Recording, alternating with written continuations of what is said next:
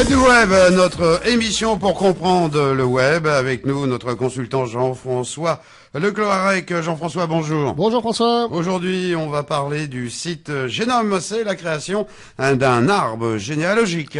Voilà, on va parler de comment faire un arbre généalogique en ligne avec ce site GEN2OM, genome.com. Présentation de la page d'accueil. Alors, sur la page d'accueil, en fait, on a très peu de choses.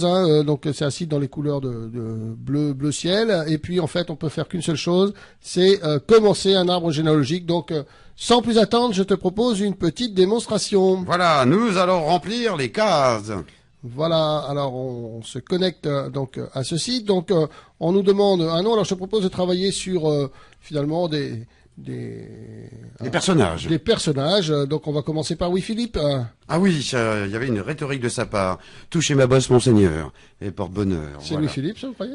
Absolument pas. Voilà. Donc, alors, voilà. Louis-Philippe était un homme, oui. Et il n'avait pas d'adresse mail. Alors on lui en a attribué une sous la forme d'un Radio Émeraude de chez nous, et on va donc créer ou aider Louis-Philippe à créer son arbre généalogique. Donc je clique sur créer arbre, voilà. Et donc Louis-Philippe se retrouve sur mon arbre généalogique, donc en première position, et on va pouvoir ensuite compléter cet arbre généalogique. Voilà, on va découvrir la famille. Voilà, alors on va lui ajouter une famille. Pour ça, il va falloir commencer par lui ajouter son épouse officielle, qui était Marie-Amélie.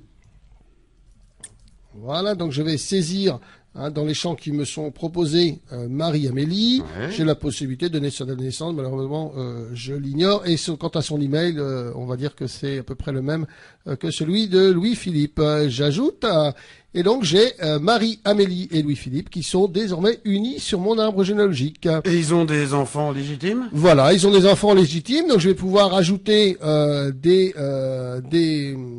enfants. Donc ajouter...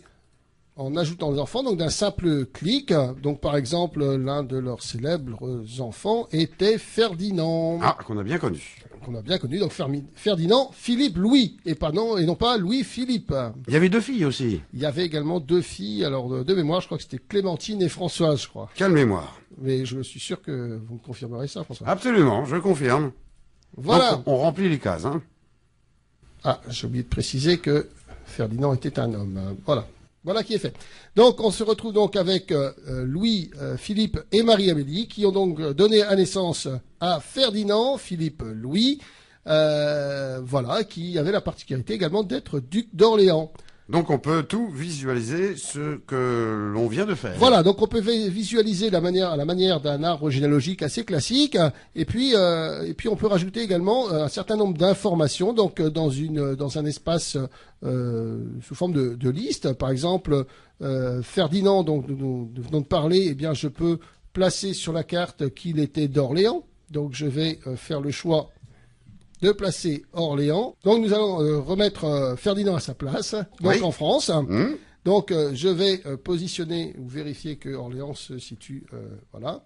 Donc Ferdinand Louis-Philippe, je confirme la position et je vais donc enregistrer la situation de Ferdinand sur la carte. Alors on peut bien entendu illustrer ce site avec des photos. Voilà, alors ce qui va être, on peut illustrer le site avec des photos, ouais. Partager des vidéos, bref, apporter en complément de l'arbre classique tel qu'on a l'habitude de le voir, de l'arbre généalogique classique, un ensemble d'éléments, donc à la fois de cartographie et d'informations variées.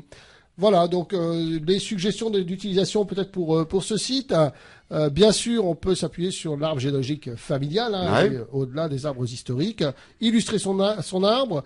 Invitez également ses proches à la construction de l'arbre. Vous pouvez également demander à une branche de votre famille de construire sa propre partie. Et donc, on l'a dit, un certain nombre de fonctionnalités complémentaires sous forme de différents outils qui sont toujours utilisables. Par exemple, souhaiter les anniversaires ou avoir une alerte sur les anniversaires. Documents vidéo aussi? Des documents vidéo également, oui. On peut partager des documents vidéo. Voilà, donc un bon outil et plutôt intuitif dans son utilisation. Et du web, et oui, notre émission pour comprendre le web, présentée par Jean-François Lecloirec. Le web sur le son du pays, le 95.9 Jean-François, je vous salue. À bientôt François. Au revoir. Au revoir.